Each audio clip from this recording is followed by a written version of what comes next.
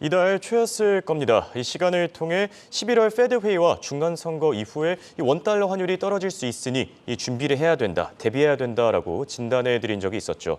실제로 지난 3일 이후에 원달러 환율 벌써 110원 이상 떨어졌습니다. 지금 투자자들은 이제 마지막 선인 1,300원까지 깨질 것인지 걱정하는 분들이 참 많은데 오늘은 이 문제를 급하게 알아보겠습니다. 도움 말씀에 한국경제신문의 한상춘 논설위원 나와 있습니다. 안녕하십니까? 네, 안녕하십니까? 네, 약 3달 만에 이 자리에서 또 뵙는 것 같습니다. 네, 그렇습니다. 오랜만인데요. 네. 지난 주말에도 미국 주가 많이 올라줬습니다. 사실 CPI 이 서프라이즈 이후에 더 올라줄 수 있을까 했는데 한 번 더 뛰어줬죠.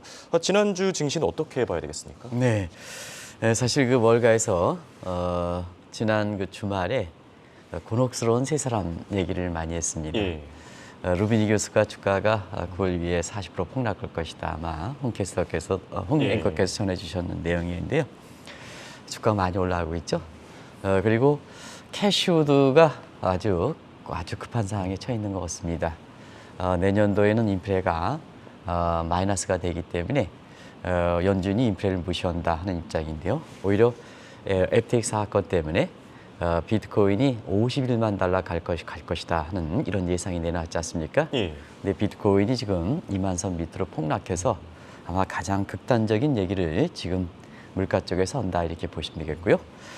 역시 그 국내에서는 증시 붕괴론자들, 원달러 환율, 이렇게 급등론자들 이런 사람들이 곤혹을 맞지 않겠느냐 생각합니다. 예. 그래서 지난 주말에 저한테 문의 전화를 상당히 많이 했는데요. 주가가 올라가는 것보다 사실 그 달러가 많이 떨어져서 1,430원 전후에서 달러를 투자해라 해서 이런 서를 믿고 달러 투자했던 분들이 굉장히 곤혹스러운 것 같아요. 그래서 예. 국내에서는 달러 투자분들이 상당히 곤혹스러운 환경이다 이렇게 보게 됐습니다. 그런 과정에서 지난 우리 시간으로 토요일 새벽에 끝난 뉴욕의 그 증시라든가 외환시장이라든가 국채시장을 한번 종합적으로 보실 필요가 있는데요. 예. 그런 측면에서 10일 미국의 10월 CPI 발표 이후에 주가가 워낙 많이 올라왔기 때문에 그 다음 날 우리 시간으로 토요일 새벽에 끝난 예. 뉴욕 증시 같은 경우는 누구 보더라도 기술적 조정이 워낙 그렇죠. 예상됐죠. 예. 왜냐하면 그 주가가 다우존스 지수가 1,200포인트 오르고 나스닥 지수가 7.5% 올랐으니까 누가 보더라도 기술적 조정이 돼서 얼마큼 떨어지느냐가 관심이 됐었고 예. 또 한 가지는 FTX 파산 사건, 이 사건 때문에 크레딧 크런치 문제 때문에 주식에서 자금을 이렇게 매도해서 보완하지 않겠느냐 하는 이런 측면이 예상이 됐습니다는 사실 3대 지수는 이것을 극복하고 역시 그 주가가 올랐다 이렇게 보게 됐습니다. 특히 금리에 민감한 나스닥 지수가 많이 올랐죠. 예. 그래서 이 두 가지 악재, 기술적 조정이라든가 FTX의 그 파산 사건 이 문제에 역시 이 문제의 악재보다도 연준의 그 피벗에 대한 기대가 더 높았기 때문에 3대 지수가 올랐다 이렇게 됐습니다. 그래서 홍 앵커가 오늘부터 새롭게 다시 만나고 있습니다는 이전에 그 전 앵커랑 같이 해서 예. 10월에 그 소비자 물가가 나올 때 두 가지 이 서프라이즈 현상에 대해서 말씀드렸는데요. 하나는 인플레 서프라이즈. 예전보다 12월에 그 CPI가 굉장히 많이 떨어졌다. 예. 그래서 인플레 서프라이즈가 있고 주가도 많이 올랐지 않습니까? 그래서 스탁 서프라이즈라는 표현을 썼는데요. 오늘 환율을 얘기했던 것은 지난 그 새벽에 끝난 그 뉴욕의 시장 보면 외환시장과 그다음에 국채 시장이 더 이렇게 증시보다도 더 큰 변화를 움직였다 이렇게 됐습니다. 그 내용을 잠시 좀 말씀을 드리면 미국의 10년물 국채 금리가 많이 떨어졌습니다. 예. 저기 보면 3.81까지 떨어졌습니다. 이게 11월 7일 날 바로 중간선거 직전에 4.21%까지 올랐거든요. 미국에서 보면 4.20에 대한 악몽이 있습니다. 예. 4.20 악몽 보면 리만 사태라든가 이런 데 악몽 낙인 효과가 있기 때문에 이 선이 4.2% 요 수준인데요. 요 불과 며칠입니까? 불과 거래일 기준으로 3일 만에 3.81로 폭락했습니다. 그리고 달러 인덱스 한번 보시겠습니다. 달러 인덱스는 11월 3일 날 112.9인데 지난 그 주말에는 106.4로 중심 통화 이렇게 예. 떨어지는 것은 굉장히 폭락한 수준이거든요. 그렇죠. 그러다 보니까 금리라든가 달러 인덱스에 영향을 받는 원달러 환율 문제가 국내 주가가 얼마큼 올라갈 것이냐보다도 더 큰 관심이 되는 게 아닌가. 이번 주에는 그래서 원달러 환율을 한번 종합적으로 점검해 보도록 하겠습니다. 그렇다면 궁금한 게 사실 연준이 최고 금리를 어디까지 올릴 것이냐. 지난 11월 FOMC의 하이라이트라고 봐도 괜찮을 것 같은데 이 부분에 대해서는 어떻게 보시는지요?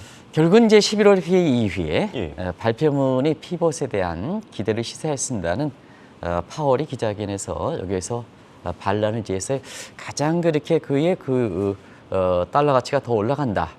그 다음에 주가가 떨어진다. 이렇게 봤던 시각에선 최고 금리 문제가 아닌가 생각합니다. 예. 그래서 기억이 나시겠습니다는 파월 의장이 최고 금리를 더 올리겠다 하는 입장이었었거든요. 근데 이제 최고 금리 가지고 보면 10월 소비자 물가 이렇게 발표 이후에 미국의 금융시장이라든가 통화정책이라든가 이런 것을 종합적으로 볼 수 있는 대목이 아닌가 생각합니다. 그런 과정에서 11월 달에 페드가 자이언트 스텝으로 금리를 올린 이후에 미국의 기준금리는 지금 상당 기준으로 4%가 됐죠. 근데 이제 9월의 전도표에서는 사실 9월에 그냥 자막을 놔두시기 바랍니다. 9월의 그 전도표에서는 중립금리 최고금리가 4.5%였거든요. 그러면 이제 11월 달에 사실 기준금리가 4%까지 갔으니까 저 9월의 전도표 기준으로 본다면 0.5%포인트만 올리면 올해 이제 통화정책이 끝나게 되겠죠. 예. 근데 이 문제가 증시라든가 위안시장에 일시적으로 파장을 미쳤던 거는 파월의 최고금리 발언이거든요. 이 발언 이후에 최고금리 올리겠다 하다 보니까 시장에서 보면 최고금리가 경우에 따라서는 5% 이상, 5.5%, 경우에 따라서는 6%까지 예, 그렇죠. 아마 이은행께서 제시하는 시각이 있었습니다. 그런데 10월 CPI가 발표된 이후에 이 최고금리 수준이 어떻게 바뀌었을까 이렇게 보면 시청자분이 향후의 통화정책이라든가 피벗에 대한 기능을 한눈에 볼 수 있지 않냐 생각합니다. 그래서 10월 소비자 물가 발표 이후에 최고금리는 5% 정도로 이렇게 거의 수렴되는 상황입니다. 많이 수렴되고 있죠. 그러다 보니까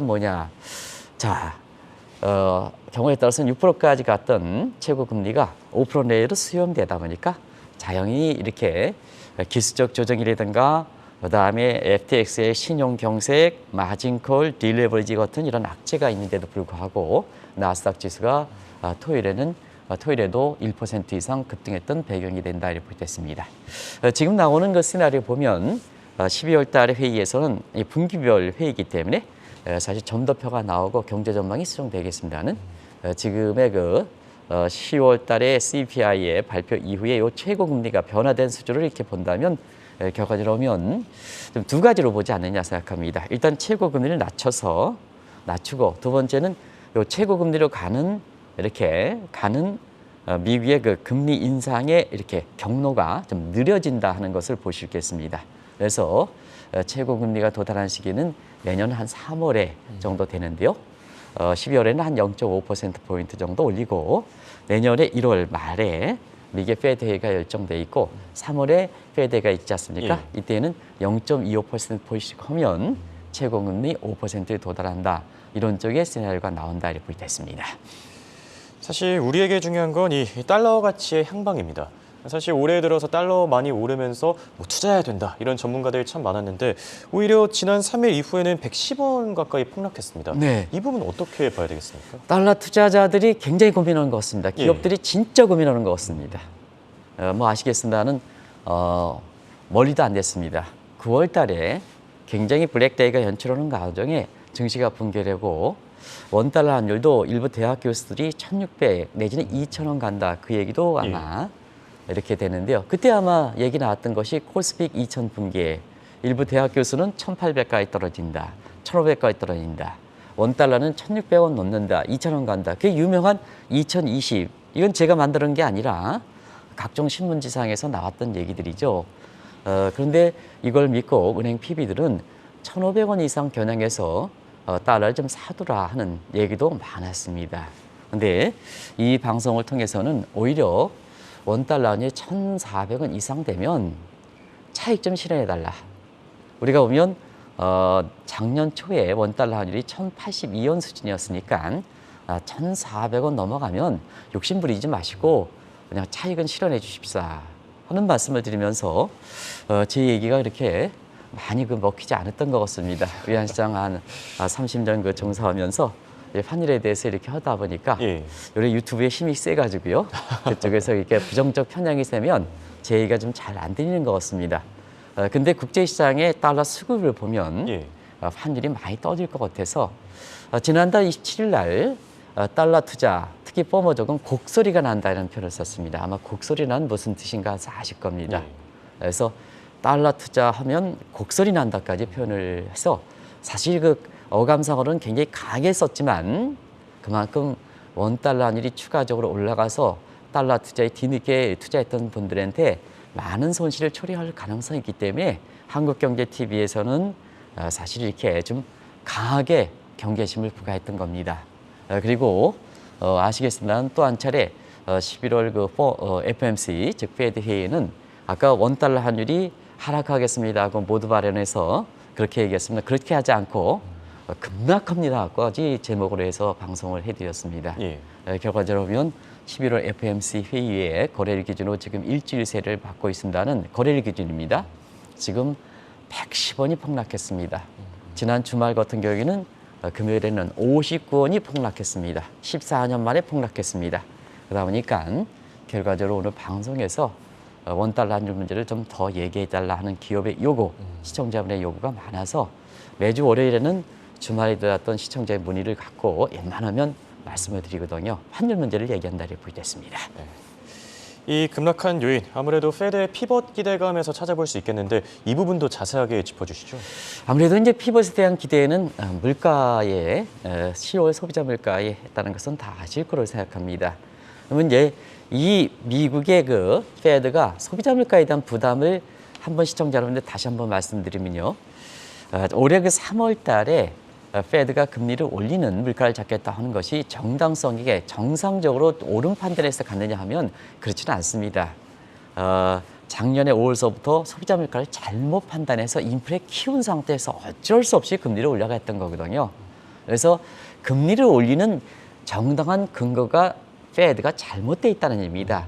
그 금리를 올리는 게 잘 됐다면 사실 여러 가지 얘기가 나올 수가 있습니다는 사실 그 금리를 올린 정당한 근거에 해당되는 소비자 물가를 잘못 판단해서 뒤늦게 궁여지책으로 올렸다는 얘기입니다. 예. 그래서 지금까지 이렇게 보면은 경기가 좀 어려운데도 불구하고 물가를 잡겠다 물가를 고집했던 것이 바로 그럽니다. 자, 뒤늦게 물가를 잘못 판단해서 물가를 잡기 위해서 올렸는데 물가를 잡히지 않는 상태에서 사실 또다시 그 피벗에 대한 얘기가 있을 수가 없거든요. 예. 그런 과정에서 보면 물가가 확실히 10월 달에 잡히니까 이제는 당신네들 뭐 하는 거냐 하는 쪽에 비판이 있을 수밖에 없다는 얘기입니다. 또 놓칠래? 이러죠? 자, 작년에 5월 달에 인플레 판단을 일시적으로 해서 못 했는데 이번에 또 물가가 확실히 잡히고 있는데 또 놓칠래? 이런 판단이 되는 거죠. 이런 것이 시장에서 미리 반영하는 것이 주가의 나스닥 지수 중심으로 올라가는 거고 국채금리가 많이 떨어지는 거고 그다음에 사실 그 달러 가치가 많이 떨어지는 배경이다 이렇게 보이겠습니다.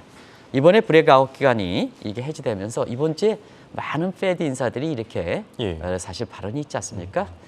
페드 인사들의 중요성을 감안해 볼 때 사실 이번에 이렇게 매파 발언 많이 할 거로 이렇게 보이는데요. 과거와 다른 것은 매파 발언하면 신뢰가 떨어졌기 때문에 증시라든가 국채시장이라든가 달러 인덱스에 영향을 미치긴 하더라도 그렇게 많이 미치지 못한다 하는 것을 좀 말씀을 드리고요. 두 번째는 바이든 정부가 재정 인플레가 제동을 걸렸기 때문에 역시 바이든의 재정 인플레가 걸리면 지금 페드는 물가를 잡겠다 긴축으로 가는데 재정적인 사이즈에서는 오히려 기후변화라든가 그다음에 여러 가지 2024년에 겨냥하는 이렇게 바이든 정부의 연임을 겨냥하는 재정 지출 문제 때문에 서로 엇박자나 했던 부분이 하원에서 공화당이 다수당을 차지하다 보니까 제동을 걸리다 보니까 결과적으로 보면 자 3월 이후에 페드가 물가를 잡겠다 해서 금리를 올렸는데 지금까지는 그렇게 효과가 없었거든요. 근데 그게 재정 부분에 있어서는 인플레를 지출을 증대시켜서 요게 페드가 금리 인상의 인플레 억제 효과가 적었거든요. 근데 이 부분이 잡히게 되면 재정 부분이 잡히게 되면 페드의 그동안 금리를 올렸던 국면이 굉장히 빨리 올렸지 않습니까? 이런 국면이 효과로 나타나지 않겠느냐 하는 이 측면에서 피벗에 대한 기대가 더 한층 높아졌다 이렇게 보시면 되겠고요. 지금 여기 자막에서는 표현하지 않고 있습니다는 제가 한 주제 가지고 말씀드리겠습니다는 지금 우크라이나 러시아 사태가 예. 거의 막바지에 온다는 국제 신용의 국제 정치 군사 전문가의 평가가 있는 것 같습니다. 그래서 러시아가 더 이상 대응하기 어려운 국면으로 군사력이라든가 특히 인력에 대한 군사력이 증기 굉장히 심한 것 같습니다. 그렇죠. 그런 측면에서 이렇게 보면 사실 우크라이나 러시아 간의 전쟁은 어느 정도 마무리되는 게 아니냐.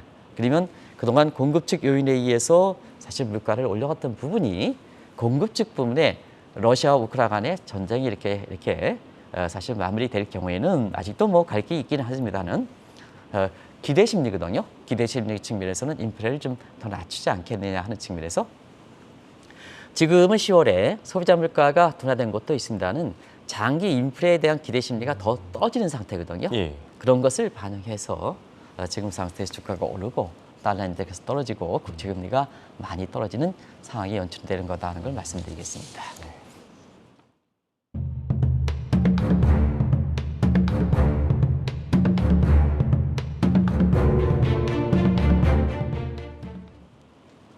중간선거 이후에 달러 가치가 폭락하는 것을 계기로 이 바이든 행정부가 어떻게 보면 인플레를 수출하는 정책으로 인해 이 강달러 부메랑을 맞는 게 아니냐 이런 평가들도 나오고 있죠. 아주 중요한 대목을 했는데요. 예.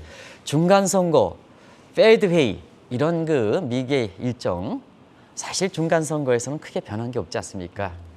상원에서는 과거에는 민주당 캐스팅 보트, 예. 그다음 하원은 민주당 이렇게 해서 지금 상원은 민주당, 하원은 공화당으로 이렇게 해서 미국의 중간 선거 보면 이런 표현을 쓰거든요. 그리드 락이라는 표현을 쓰는데요. 이건 뭐냐 하면 사실상 제가 우리가 이런 민간 대표로서 제네바 협상에 갈 때 라운드 테이블 할 때 국제 협상에서 보면 협상의 내용이 이렇게 UR 규범으로 나오는데요. 그거를 글로벌 스탠다드라는 표현을 쓰는데요. 예. 사실 국제 역학관계를 보면 미국의 힘이 크기 때문에 협상에 있어서는 눈치 보는 시각이 있기 때문에 미국의 입장대로 국익이 반영하는 쪽으로 글로벌 스탠다드가 나온다 해서 이것을 아메리칸 스탠다드라는 표현을 쓰거든요. 그래서 라운드 테이블을 하는 거고 라운드 테이블에 미국을 위한 나머지 국가들이 경계하는 측면에서 이 그리드 락이라는 표현을 썼거든요. 그런 측면에서 보면 네바다가 지금 민주당을 넘어가는 관계에서 예. 미국의 정치가 폴리네코를 중심해서 그리드 락이라는 표현을 쓰는 것은 하원은 사실 공화당, 상원은 민주당, 얼만큼 힘의 균형이 됐겠습니까? 그런 과정에서 균형점, 민주당과 공화당으로 쏘지지 않고 균형점을 찾아가겠다. 그러면 앞으로 대선에서는 뭐냐? 대선에선 민주당 대표, 그다음에 사실 트럼프 공화당 대표, 트럼프가 나올지 모르겠습니다는 개인적인 능력을 중시하는 쪽으로 이제는 2024년 대선에 결정하라는 얘기입니다. 그동안은 상원과 하원에 있잖아요. 이 의회 의석수대로 대통령이 이렇게 사실 개인적 능력에 관계없이 의회 의석수대로 이렇게 사실 대통령이 결정되다 보니까 트럼프도 그렇고 사실 바이든 그렇고 바이든도 이제 연세가 많으시기는 자꾸 실수하지 않습니까? 캄보디아에 가서 이번에도 콜롬비아로 이렇게 예. 얘기해서 많은 실수를 저지르니까 앞으로 미 국민 입장에서는 의회 의석수와 관계없이 2024년 개인적인 역량에 의해서 평가해야 이렇게 트럼프라든가 그다음에 바이든의 실수하는 문제를 줄이지 않겠느냐 하는 이런 입장에 미 국민들의 의향이 반영돼서 이번에 의회에 나왔다 이렇게 보겠습니다. 그런 과정에서 보면 사실 미국에서 이렇게 보면 중간선거와 11월 페드에서는 크게 달러 인덱스를 결동시킬 만큼 되는 문제는 아니지 않습니까? 예. 근데 그동안은 사실 미국의 달러 가치가 강세가 이렇다는 측면에서 많은 사람이 갓달러 내지는 이렇게 킹달러 킹달러 이렇게 얘기했다면 11월 중간선거 내지는 11월 페드 회의에 갓달러, 킹달러가 이렇게 무너졌느냐 하는 측면입니다. 그런 측면에서 우리가 일부 시각에서는 킹달러, 갓달러를 국내 언론들이 마치 유행처럼 쓰고 있지만은 실력이 없다. 미국도 경기가 어려운 거다. 그러면 뭐냐? 역시 유로라든가 파운드라든가 이쪽에서 너무나 못하고 있기 때문에 상대적으로 환율이라는 것은 상대 변수이기 때문에 미국이 이렇게 달러가 가치가 강세가 되는 것으로 보이는 거다. 예. 이걸 킹달러, 갓달러라는 표현을 쓰지 말아라. 왜냐? 이와 같은 상황이 연출되기 때문에 그렇습니다.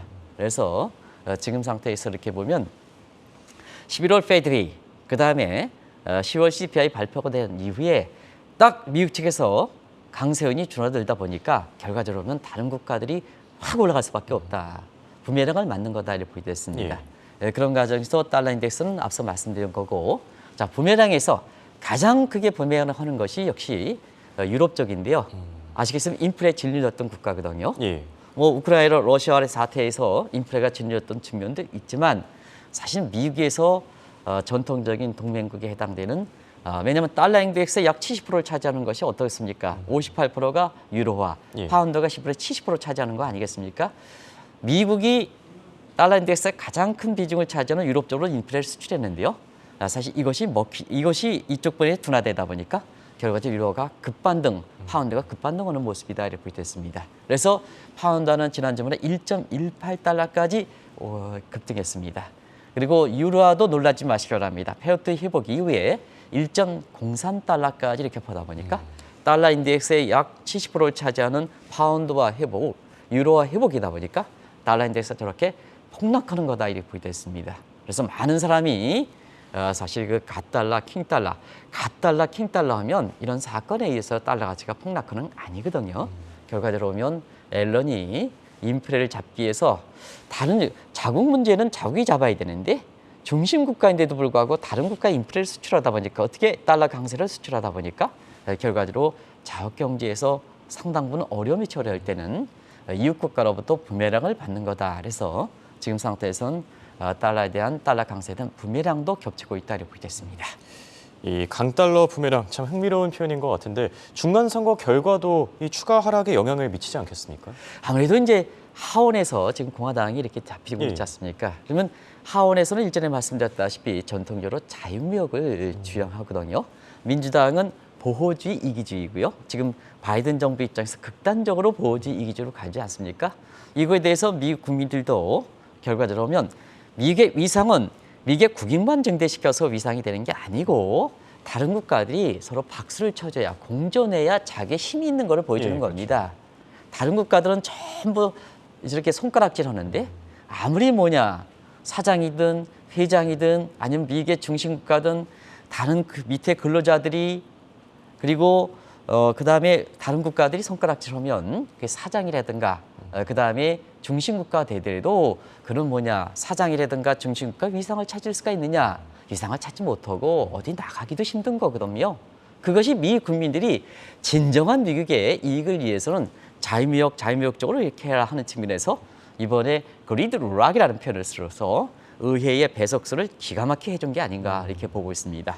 그런 과정에서 보면 자, 이 문제가 사실 앞으로 달러 가치를 더 떨어질 수 있다 이렇게 얘기하는 것은 자, 우리가 보면 인플레를 이렇게 수출하는 것은 달러 강세는 평가절상 정책은 뭐냐 대표적인 근린 궁핍화 정책입니다. 미국이 인플레 수출하면 한국도 인플레를 받아들일 수밖에 없고 유럽도 인플레를 받아들일 수밖에 없고 그러면 미국의 당신 중진 국가에서 당신 문제를 해결하기 위해서 우리 쪽으로 전가시키면 어떻게 됐습니까? 자유무역 정신을 훼손하는 거죠. 보호주의, 니네만 살겠다고 하는 보호주의가 되는 거죠. 근데 하원에서 공화당이 자유무역이 되냐 보니까 결과적으로 바이든 정부의 극단적인 평가 절상, 달러 강세를 통한 인플레 수출부는 제동을 걸릴 것이다. 오케이? 그러면 달러 가치는 더 떨어지겠죠.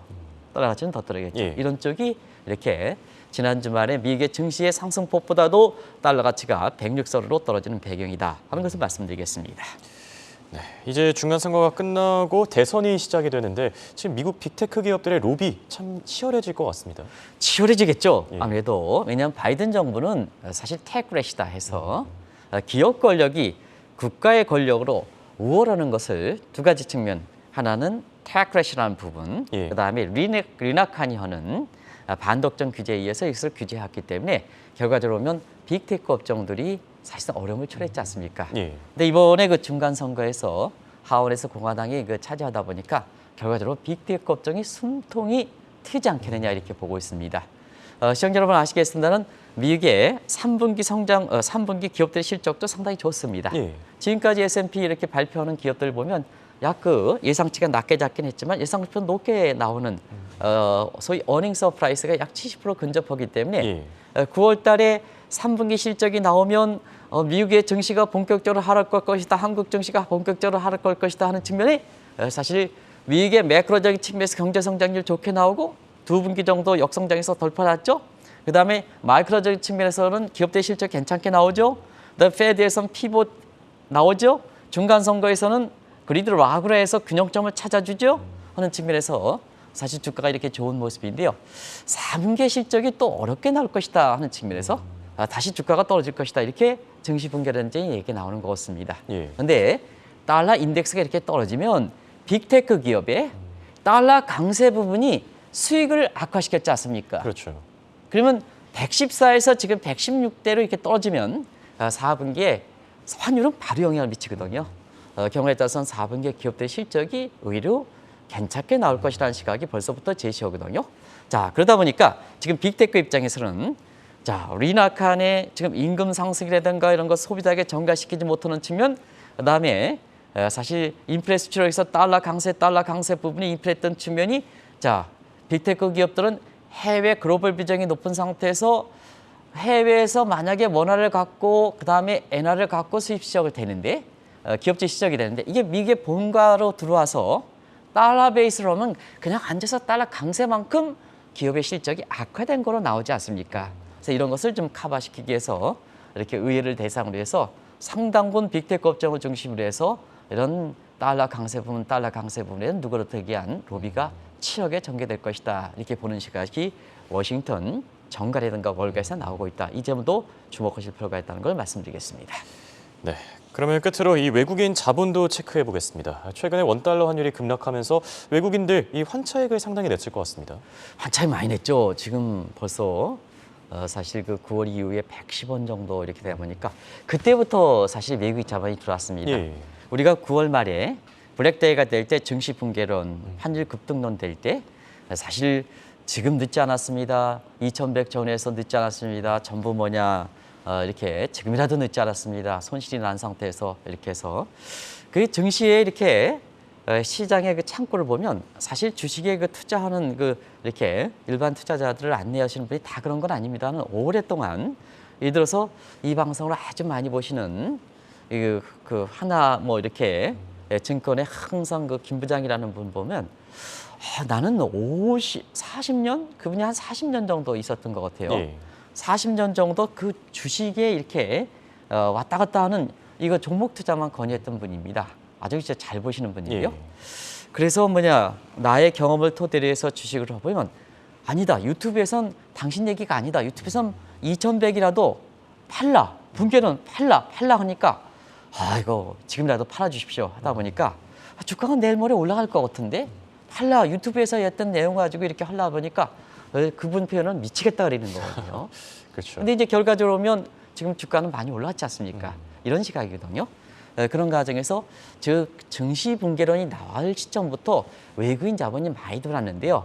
자, 외국인 자본의 원초는 굉장히 아랍이라든가 유럽계 자본이라든가 차이나 런 자금이라든가 일본의 엔화 자금에서 우리 자금이 광범위하게 들어오는 상태거든요. 그리고 달러 캐리 자금들도 들어오는 이런 상태거든요. 그런 상태에서 그때의 원달러 환율이 얼마냐? 1,448원 정도 됐습니다. 지금 얼마입니까? 1,310원이니까 예. 그 순간 2개월 걸쳐서 환율이 110원 정도 넘게 떨어지니까 엄청난 환차익을 외국인이 누렸겠죠. 근데 그때 당시에 증시를 팔고 주가는 올라갔으니까 손실이 발생했겠죠. 예. 그다음에 환율이 1,448원대 달러를 뒤늦게 산 사람들 같은 경우는 결과적으로는 지금 또 110원 정도 환차손을 이렇게 보는 시각이거든요. 그런 과정에서 이렇게 보면 유튜브의 내용들은 그렇습니다. 이렇게 아주 위기라든가 급락이라든가 폭등이라든가 아니면 이렇게 낙관적 시각보다는 비관적의 클릭수가 많이 갈 수밖에 없거든요. 그렇게 보면 유튜브라고 해서 전부 나쁜 것은 아닙니다는 너무 클릭수를 왜냐하면 한국 경제 이렇게 TV 방송은 공정거래의 규제가 대상이 되는데요. 그래서 굉장히 조심스럽게 이야기할 수밖에 없는데요. 유튜브는 규제가 없거든요. 나오니까 강하게 얘기하거든요. 그래서 그것을 잘 보실 필요가 있다. 그게 나쁜 것은 아닙니다는 예. 잘 보실 필요가 있다는 걸 꼭 좀 말씀드리겠습니다. 이번에 달러 이렇게 해서 기업들 굉장히 당혹스럽게 하거든요. 그리고 유튜브에 나와서 강하게 얘기하시는 분들도 우리 국민을 위해서, 기업을 위해서, 저도 마찬가지겠지만 예. 제발 균형 있게 좀 방송하실 것을 다시 한번 권해드리겠습니다. 지난 주말에 사실 어떤 기업이 1,400원대에 달러 좀 많이 잡아서 연말을 좀 결제 수혜를 해야 되는데요. 환율이 뭐냐 더 올라올 거 생각해서 달러를 잡아놨는데요. 이게 뭐냐 1,310원대 하니까 가뜩이나 기업들이 어려운데 저 유튜브 방송 때문에 내가 죽겠다는 거 아닙니까? 그래서 방송을 다시 한번 하는 겁니다. 예. 그런 겁니다. 이런 사태가 우려가 된다는 걸 꼭 좀 말씀드리겠습니다. 예. 지금까지 도움 말씀을 한국경제신문의 한상춘 논설위원이었습니다. 대단히 고맙습니다. 네, 고맙습니다.